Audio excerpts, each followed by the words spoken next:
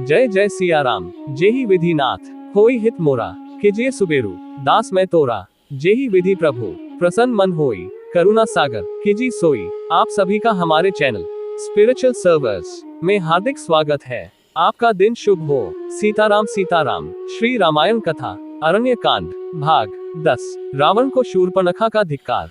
रावण के मारीच के पास से लंका लौट आने के कुछ काल पश्चात ही शूर्पणखा उसके पास आ पहुंची।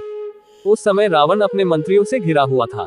स्वर्ण सिंहासन पर आरूढ़ रावण वैसे ही शोभा पा रहा था जैसे सोने के ईंटों से निर्मित यज्ञवेदी में घी के द्वारा प्रज्वलित अग्नि।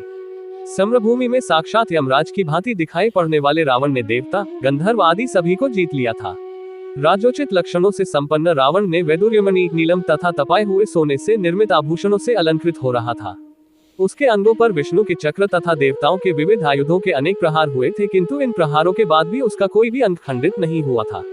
वह रावण पर्वत शिखरों को तोड़कर फेंक देने वाला, देवताओं को रौंद डालने वाला, धर्म को जड़ से काट देने वाला, दूसरों की भार्याओं के सतीत्व का नाश करने वाला, यज्ञों में विघ्न डालने वाला तथा दिव्यास्त्रों का प्रयोग करने वाला था। उसने समुद्रों तथा पर्वतों पर विजय प्राप्त किया था, नागराज वासुकी को परास्त किया था, तक्षक की प्रिय पत्नी का हरण किया था, कुबेर पर विजय प्राप्त कर उससे पुष्पक विमान छीना था। इंद्रादि समस्त देवता उससे भयभीत रहते थे, वायु देवता उस पर पंखा डुलाते थे, वरुण उसके यहाँ पानी भरता था और वह मृत्यु को भी परास्त करने की सामर्थ्य रखता था। उसने 10,000 वर्षों तक घोर तपस्या करके तथा ब्रह्मा जी को अपने मस्तकों की बलि देकर देवता, दानव, गंधर्व, पिशाच, पक्षी और सर्पों से संग्राम में अभय प्राप्त कर लिया था। मनुष्य के सिवा अन्य किसी से भी उसे मृत्यु का भय नहीं रह गया था। शूर्पणखा राम के द्वारा तिरस्कृत होकर अत्यंत दुखी हो रही थी। उसने रावण के पास आकर क्रोध से फुफकारते हुए कहा, धिक्कार है तुम्हारे पराक्रम पर और तुम्हारे इन मंत्रियों पर। तुम अपनी विलासिता में डूबे हुए हो। तुम सब तो सुरा और सुंदरियों में व्यस्त रहते हो। हे नीतिवान रावण, क्या अब मुझे तुमको ये भी बताना पड़ेगा कि समय पर उचित कार्य न करने वाले और अपने देश की रक्षा के प्रति असावधान रहने वाले राजा के राज्य के नष्ट हो जाने में क्षण मात्र भी देर नहीं लगती।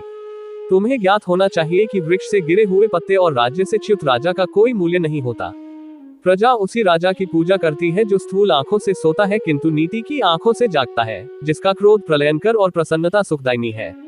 जिस राजा के गुप्तचर सक्रिय और सतर्क नहीं रहते वह राज्य करने योग्य नहीं होता। तुम्हारे गुप्तचर तो मूर्ख, अयोग्य और आलसी हैं। तुम्हारी बुद्धि दूषित है और मंत्री भी सर्वथा अयोग्य है। उन्हें अभी तक ये पता नहीं कि उनके राज्य दंडकारण्य में कितनी भयंकर घटना घट चुकी है। मेरे वीर भ्राताओं, खर दूषण का 14 सहस्त्र राक्षसों सहित संहार हो चुका है। जो ऋषि मुनि कल तुम्हारे नाम से थर थर कांपते थे वे आज सिर उठाकर निर्भय हो घूम रहे हैं। तुम तो राम द्वारा किए गए भीषण हत्याकांड से अभी तक अपरिचित हो। शूर्पणखा के कटु वचनों से कुपित होकर रावण बोला, शूर्पणखे, मुझे बताओ कि राम कौन है, उसका बल और पराक्रम कितना है, दुष्कर दंडकवन में उसने किस लिए प्रवेश किया है, उसके पास ऐसा कौन सा अस्त्र है जिससे उसने खर दूषण और त्रिशिरा का सेना सहित संहार कर दिया। उसने तुझ जैसी सुंदर अंगों वाली को क्यों कुरूप बना दिया। रावण के प्रश्नों का उत्तर देते हुए शूर्पणखा ने कहा, है भाई, महाबली राम अयोध्या नरेश दशरथ के पुत्र हैं। वे अत्यंत निपुण धनुर्धारी हैं। वे अकेले और पैदल थे तो भी उन्होंने मात्र 1.5 मुहूर्त 3 घड़ी में समस्त राक्षसों का संहार कर डाला। मैंने राम के बाणों की वर्षा से राक्षसों को मरते हुए तो देखा, किंतु यह नहीं देख पाए कि कब राम ने धनुष खींचा और कब बाण छोड़ा। स्त्री होने के कारण राम ने मेरा वध नहीं किया और केवल अपमानित करके छोड़ दिया। राम के समान ही पराक्रमी उसका भाई लक्ष्मण और अत्यंत सुंदरी उसकी पत्नी सीता भी उसके साथ है। इस भूतल पर मैंने आज तक सीता के समान रूपवती अन्य कोई स्त्री नहीं देखा है। जब मैं सीता को तुम्हारी भार्या बनाने के लिए लाने के लिए उद्यत हुई तो लक्ष्मण ने मुझे कुरूप बना दिया। सीता तुम्हारी ही भार्या बनने योग्य है, अतः तुम उसे शीघ्रातिशीघ्र हर लाओ। शूर्पणखा का कथन सुनने तथा अपने मंत्रियों से विचार विमर्श करने के पश्चात रावण ने सीता को हर लाने का निश्चय कर लिया। तत्काल उसने अपना रथ तैयार करवाया और उस पर सवार हो अपने मित्र मारीच के पास पहुंच गया। मारीच ने रावण का समुचित सत्कार करके पूछा, राजन, लंका में सब कुशल तो है ना? आप इतनी जल्दी पुनः कैसे लौट आए? रावण बोला, हे मारीच, क्रूर और मूर्ख राम ने अपने बल का आश्रय लेकर मेरे भाई खर और दूषण सेना सहित त्रिशिरा का वध कर दिया है। उसने मेरी बहन शूर्पणखा को भी कुरूप बना दिया है।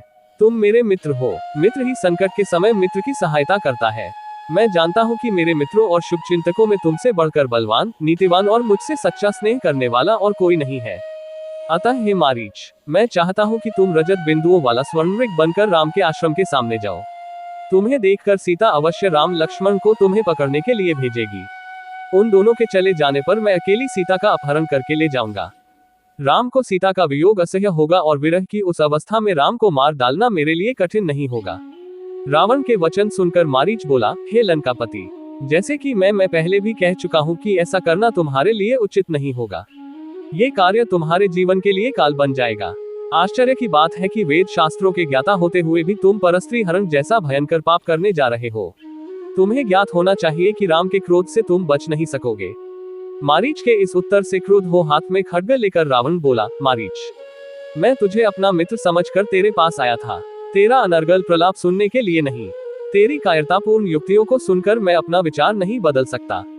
सीता का हरण मैं अवश्य ही करूंगा और तू मेरे आज्ञा का पालन भी करेगा।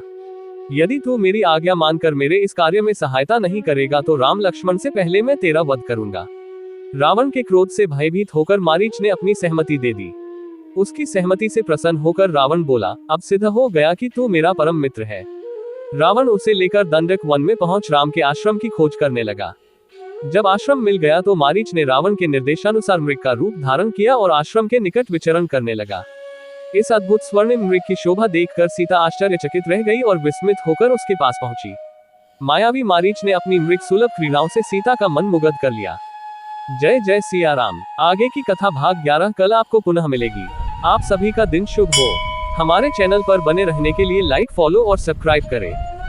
जय जय सिया राम।